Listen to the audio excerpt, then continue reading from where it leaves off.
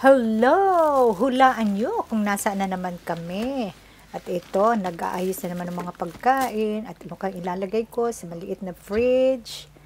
Kailangan naka-fridge ang mga pagkain. So, ilipat. May kamatis, may margarine, may pipino, at kung ano-ano pang nilalagay ko sa fridge na maliit. So, nandito po kami ngayon sa maliit na hotel. Actually, mura lang po siya. At namili po kami ng pagkain para sa pagstay namin dito. Para ilagay sa fridge at maging fresh pa. May tubig, may gulay. Ayan. So, ayan po. Alam niyo na kung nasaan kami, ano? Nasa Gold Coast po kami. So, gusto lang po talaga namin magliwaliw at mag-unwind. So, nakikita niyo po yung baba ng aming tinitirahan o nagstay kami. So, yung sa city yan, mismo ng Gold Coast, sa Surfers Paradise. Actually, malayo po kami medyo sa beach, di tulad nung nakaraan, malapit siya. Pero okay na rin po ito. Ngayon, ilibit ko ito. Ito na yung kwarto, so maliit lang siya, 2 bed, at saka para siyang king single bed. So, ito yung TV, yan na yan, todo na ho yan. Wala lang siyang kitchen. So, medyo mura siya. So, may maliit na fridge, may drawer kung nasaan pwedeng lagyan ng mga kung ano-ano. Ayan. So, bakante siya. Ayan yung lalagyan. Kung magkakape at kung iinom ng juice, nandyan. Tapos, nandyan yung, syempre, yung kahadiero. Tapos, may initan ng tubig. So, todo na ho iyan. Meron ding cabinet. 2 cabinet, malaki ang cabinet. Actually, pwede din pala itong i-extend kung 2 yung room na kukunin nyo. Pero isang room lang kami. Ito yung extend. Ito yung cabinet, may plantsahan, may extra pillow, may dito ko nilagay yung maleta para hindi masyadong masikip. So, malaki siya. Hindi ko na kayo nilibot sa toilet kasi ginagamit ni Lloyd. Pero okay lang, pare-pareho lang naman itsura ng toilet eh. So, ito yung extended cabinet. Malaki siya. Pwedeng maglagay ng malaking bagahe. So, may hanger. At merong extra blanket. Ayan. So, yan ang itsura ng room namin na kinalalagyan, na tinitirhan for 3 nights and 4 days. So, pahinga-hinga muna kami kasi kagagaling lang po namin sa church at medyo pagod. So, after ng church, nagbiyahe kami. At ayan, nakita nyo na, nag-uusap kami through phone. So, ay medyo inantok ako dyan, kaya kailangang mahiga. Pero alam nyo, kahit ako'y inaantok, tapos pag nahiga na ako, ay nako, hindi ako nakakatulog. Ganon din ba kayo? Ito naman yung likod kung saan kami nagstay, Sunday afternoon, kaya walang maraming tao. Maraming tao lang ang Friday, Saturday. So, yung likod nito ay city view, hindi siya water view. Kaya yan ang itsura. After ng dinner time namin, kami ay nagpunta sa Gelatissimo at syempre gusto ni Lloyd mag-ice cream kaya ito siya, paborito niya ang ice cream. Umupo pa siya sa katabi ng banda. Gustong-gusto talaga niya ang lugar na may live band kaya ito kami ngayon. So, ito kami ngayon, pauwi na, pabalik na kami sa hotel kung saan kami nagstay. So, dadaanan natin yung likod mismo. Dati kasi sa harapan kami sa may tubig, pero ito yung tsura ng likod niya. Ayan, makikita mo. So, syempre, pa-picture muna kami para naman may remembrance kami. Yan ang aming picture. Medyo malamig na ang hangin ngayon. So, ito na, nakarating na kami sa hotel, pero ayaw pa ni Lloyd na pumunta directly sa room. Gusto niya maupo-upo muna at manood ng mga tao. So, sige, pagbigyan natin. Good morning! It's a beautiful morning, beautiful day. Tingnan nyo naman, oh, ang ganda ng araw. At hindi siya maulap. Oh, ganda ng sparkling. O, tingnan mo, ang ganda. No? So, ito yung itsura sa umaga, kung saan kami nagstay. Medyo mainit sa kwarto namin. Ayan, lilibot ko kayo. Same pa rin, may construction at merong tram.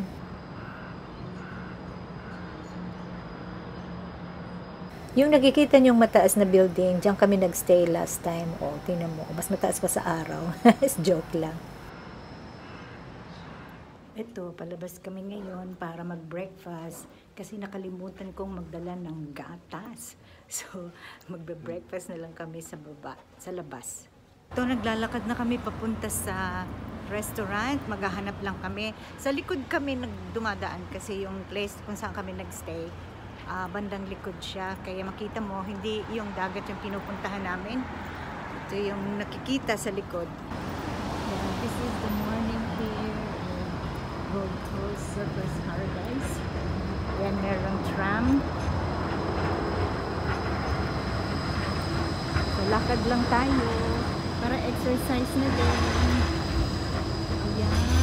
Maganda Umaga, beautiful Maganda here in Surfers Paradise this morning.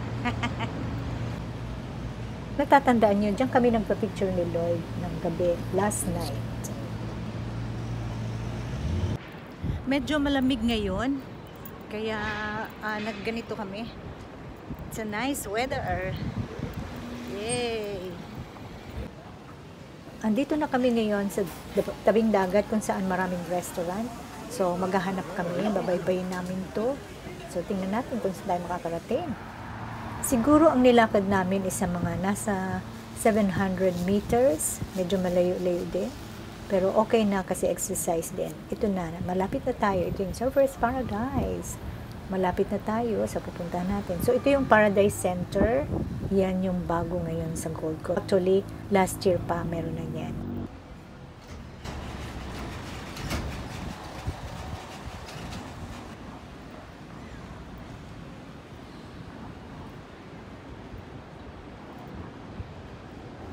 So, ito na, naka-order na kami ng aming breakfast. Simple lang naman. Bread and scrambled egg sa akin. At kay Lloyd may sausage, fried egg. Mura lang siya. Hindi na init, hindi masyadong malamig. Month of May, April, May. Napakaganda. September, that's my favorite season. Breakfast. So, lalakad kami. Sun. It's 11:40 now. Ito si Lloyd. Gusto niyang bilad sa araw. It's a good vitamin D. So, exercise now. This is the Paradise Center. Dito yung may show every night. Kung nakita nyo, yan, dito yon. Dito ang show ng every night. Ito na, balik na kami sa unit ulit. Kaya itong itsura pagtanghali. Si Lloyd gusto niyang mag cup of tea. Kaya ito lang siya, nakasombrero. Para hindi masyadong mainitan. So magpapahinga kami after nito. And habang nanonood din ko anong nangyayari sa baba. Napaka-busy nila sa baba. Habang kami ay nagkakape lang.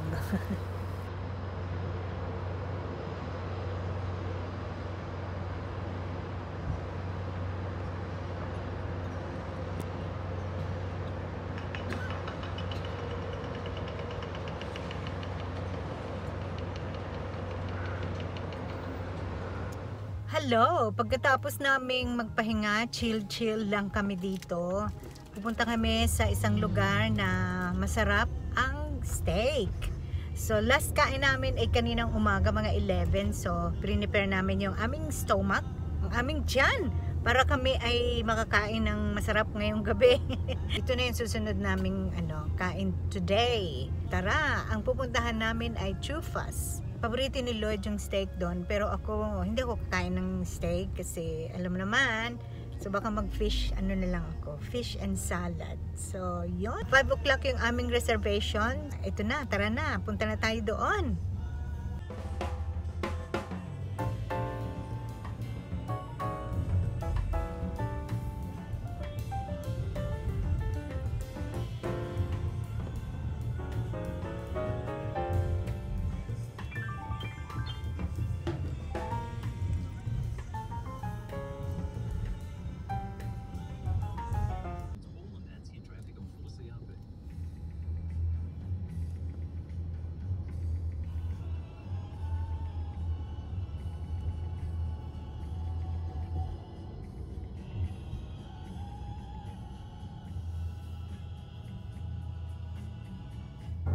One hour ang travel from the hotel we're staying to this restaurant.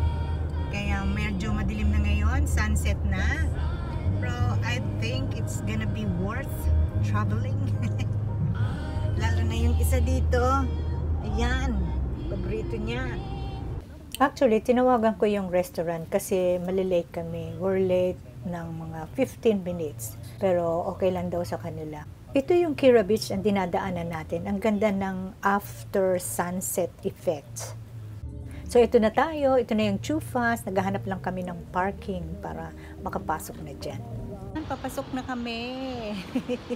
Masaya yung isang tao.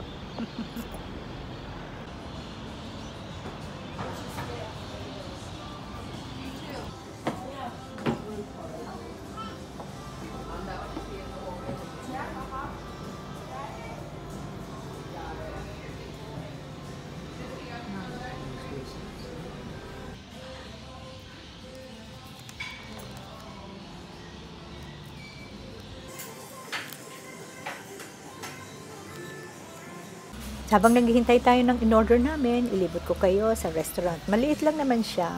So every time na pupunta kami dito, naalala namin yung nasa Amerika kami kasi halos lahat ng itsura ng restaurant sa Amerika ganito. Ayan, parang may cowboy or anything. Ayan, may mga sombrero. Hindi nila binibenta to. Parang display lang nila yan. Yung order namin, steak burger kay Lord. Sa akin naman, fish burger na merong sweet potato fries. Mas paborito ko ang sweet potato fries kesa sa potato fries. Mas healthy siya. O ayan, sintensyahan na natin.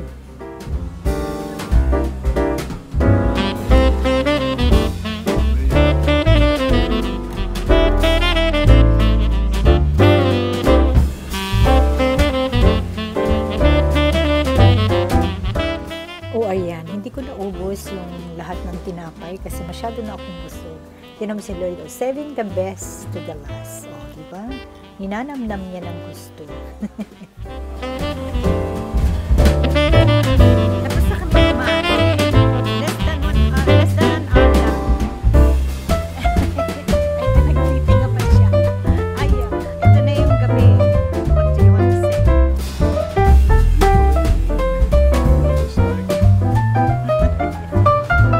Malapit na to sa New South Wales.